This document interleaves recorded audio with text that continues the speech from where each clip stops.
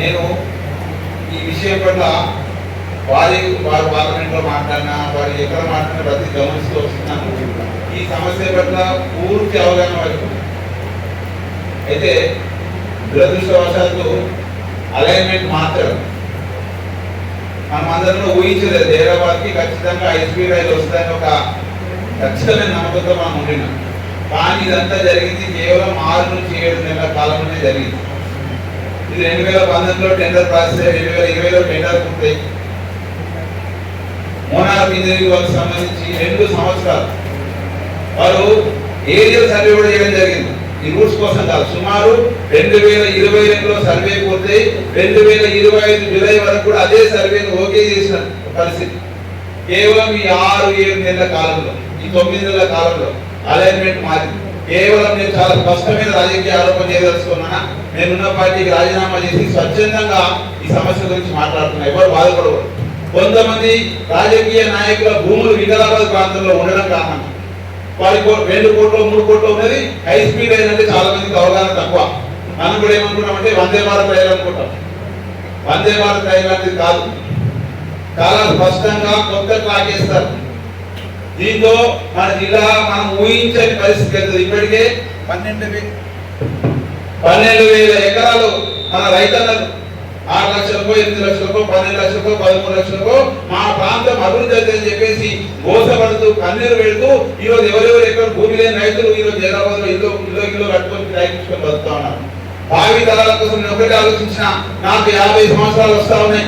ఈ ట్రైన్ ఎప్పుడు వస్తుందో తెలియదు. నాకు 10 ఏళ్ళు పట్టవచ్చు, 12 ఏళ్ళు పట్టవచ్చు. కానీ భావి తరాల కోసం గొంతు ఎత్తకపోతే మనం శాపగ్రస్తుల మొత్తం గుర్తు పెట్టుకుని అందరం మన ప్రాంతంలో మన పిల్లల చదువు కోసం, మన భవిష్యత్తు కోసం కష్టపడాల్సిన అవసరం ఉంది. ఎన్నో అత్యాధునిక కంపెనీలు వస్తా ఉన్నాయి. మనమే చూస్తున్నాం. వెబ్ టెక్నాలజీ వచ్చిందని సంబరపడతా ఉన్నాం. ముందై వచ్చిందని సంబరపడతా ఉన్నాం. కానీ అంతకన్నా ఈ దేశానికి financial capital Mumbai.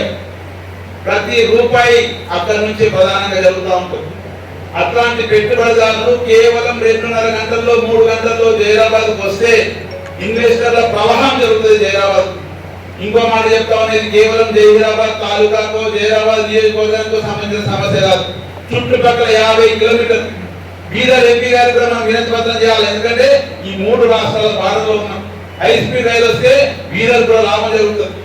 High speed రైలు వస్తే జిల్లా కేంద్రమైన సంగారెడ్డికి లాభం జరుగుతుంది. నేను ఈ 15 రోజుల్లో అందరికీ కూడా బహిరంగ లేఖలు విడుదల చేయడంతో పాటు మా శాసనసభ్యులు చింతా ప్రభాకర్ గారితో పిఎంఓ ఆఫీస్ కి, హై స్పీడ్ రైల్ ఆఫీస్ కి ఈమెయిల్ పెట్టించడం జరిగింది. నేను సోషల్ మీడియాలో నాకున్న పరిధిలో నేను అందరికీ కూడా రిక్వెస్ట్ చేయడం జరిగింది. ఈ రోజు అనేక మంది పాత్రికేయులు తమ కళాలకు పని పెట్టారు. నా మిత్రుడు హైదరాబాద్ లో ఉంటారు. మన కిషన్ రెడ్డి గారి కొంతకాలం పిఆర్ఓ కూడా పనిచేసిన నాకు తెలుసు. పరమేశ్వర్ నాగిరెడ్డిపల్లి గతంలో రాష్ట్రానే ఉన్నారు.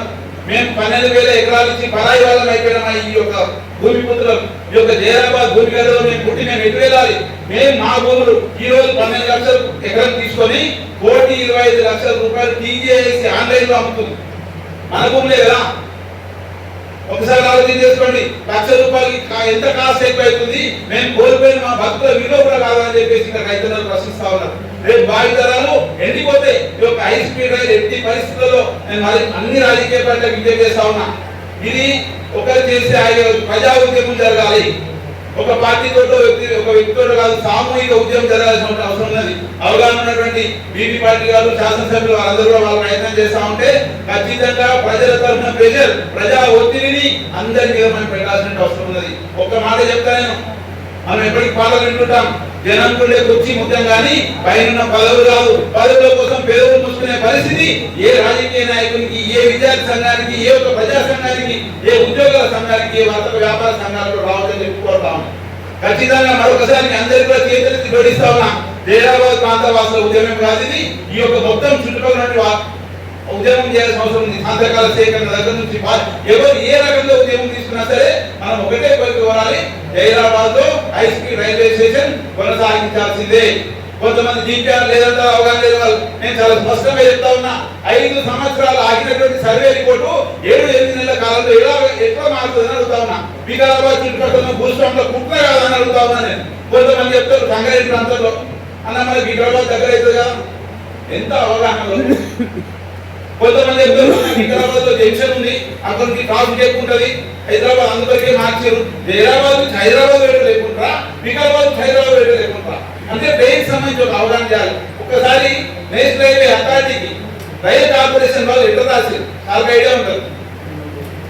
అప్పుడు ఉన్నటువంటి ఆలోచన ఎందుకు మారింది? నేషనల్ హైవే నుంచి ఎన్ని లక్షల మంది ప్రయాణాలు చేస్తూ ఉంటారు ప్రతిరోజు. కేవలం మన ఫెసిలిటీ లేకనే ట్రైన్ ఎక్కడం లేదు కదా, అక్కడ జంక్షన్ ఉంది. ఇంకా అన్నింటికన్నా ఘోరమైన కుట్రేందంటే Shankarpalli railway station stop of local train, దీంట్లో ఉన్న కొంతమంది కుట్రదారులే. శంకర్పల్లి స్టేషన్ స్టాప్ ఎందుకు వచ్చి సంగారెడ్డి దగ్గర అవుతుంది, కారణం కేవలం అక్కడ ఉన్న ట్రాఫిక్ పెరుగుతుంది. మాకు వికారాబాద్ నుంచి చాలా స్పష్టమైనటువంటి ఎక్కువ సంఖ్యలో ప్రయాణం చేస్తారని చెప్పడానికి తప్ప నిజంగా హైదరాబాద్ లోకల్ ట్రైన్ ఎంత రష్ ఉంటుందో మీకు తెలియదు.